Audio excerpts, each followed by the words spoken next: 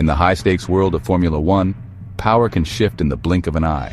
One moment, you're the king of the grid, untouchable, unbeatable, unshakable. The next, the ground begins to crack beneath your feet.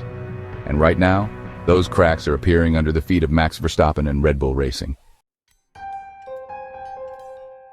Whispers of tension, botched races, and internal chaos are growing louder, and in the aftermath of a disastrous Bahrain Grand Prix, the question everyone is asking is simple, but explosive. Is Max Verstappen actually thinking about leaving Red Bull? It sounds unthinkable, doesn't it? The reigning world champion, the driver who's broken records and built a dynasty with Red Bull, contemplating an exit. But in Formula One, nothing is permanent, especially when performance starts to dip and internal trust begins to erode. Bahrain was more than just a bad day at the office. It was a flashing red warning light on the Red Bull dashboard. Verstappen finished sixth, not second, not third, sixth, over 30 seconds behind McLaren's Oscar Piastri. And this wasn't just down to bad luck or driver error. The race was littered with pit stop chaos, a malfunctioning pit light, and serious issues with grip and braking. And Verstappen knows it. His post-race comments were telling. Not angry, not emotional, but cold and calculating. "I'm just taking part in this world championship," he said. "Let that sink in.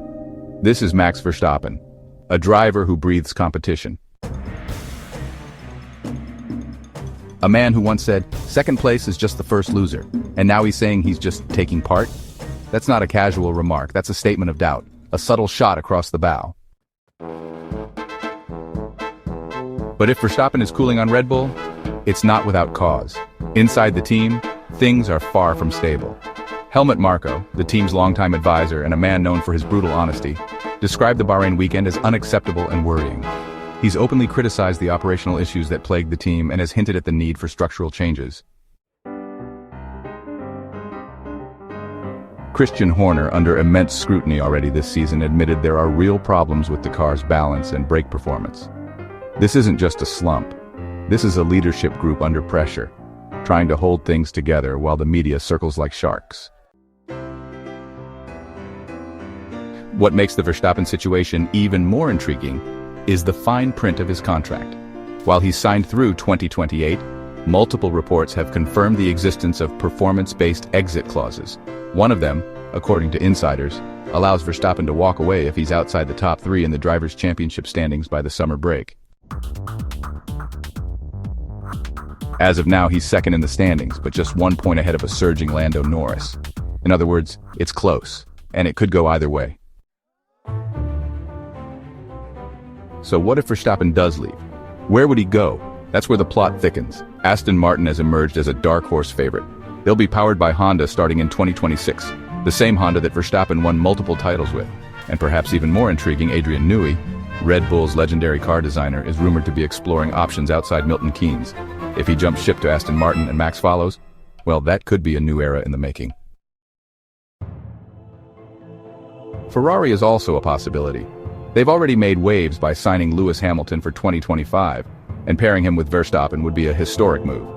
Risky but electric. But let's be honest, Max and Lewis under the same roof? That's a PR dream and a management nightmare. It's more likely Verstappen would choose a team where he can be the clear number one. That makes Aston Martin, financially backed, technically advanced, and hungry for glory, a very real threat to Red Bull. Of course, none of this is happening in a vacuum. Former driver and current pundit Ralf Schumacher made headlines recently by claiming Verstappen will definitely leave Red Bull if things don't improve before the Imola Grand Prix. That's not idle gossip. Ralf has deep ties within the sport, and when he speaks, people listen. He pointed to Red Bull's recent internal instability, including the loss of key engineers and backroom staff, as signs of a team that's starting to fracture. Verstappen, for his part, has remained cryptic. When asked directly about his future, he shrugged off the rumors, saying he's focused on performance, but stopped short of offering any long-term commitment to Red Bull. That's very un-Verstappen-like. This is a driver who usually doesn't play games with the media. When he's happy, you know it. When he's not, well, that silence speaks volumes. There's also the question of loyalty. Max has always been fiercely loyal to Red Bull. They believed in him when he was still a teenager. They gave him the machinery to win. But loyalty in Formula One is a two-way street. If Verstappen starts to feel that the team is no longer capable of delivering him titles, history shows us what happens next. Just ask Sebastian Vettel. Just ask Fernando Alonso. You don't stick around to finish fifth. And don't forget the pressure Red Bull is under off the track. Christian Horner has been embroiled in internal controversy since preseason testing.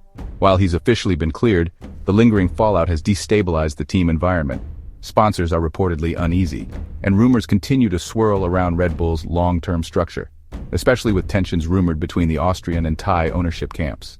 In a sport where split-second decisions win races, political infighting can be a death sentence. For now, Red Bull has a few races to steady the ship. They need clean weekends. They need podiums. They need Verstappen to believe again. But if they don't deliver, if those podiums turn into P5S and P6S, then don't be surprised if Max starts looking elsewhere.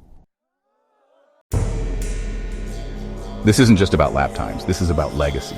Verstappen isn't here to make up the numbers, he's here to dominate. And if Red Bull can't give him the car to do that, he will find someone who can. The next few weeks could define the future of Formula One for the next decade. Verstappen's decision, whether to stay and rebuild or walk away and start fresh, will send shockwaves through the paddock. And the Bahrain disaster?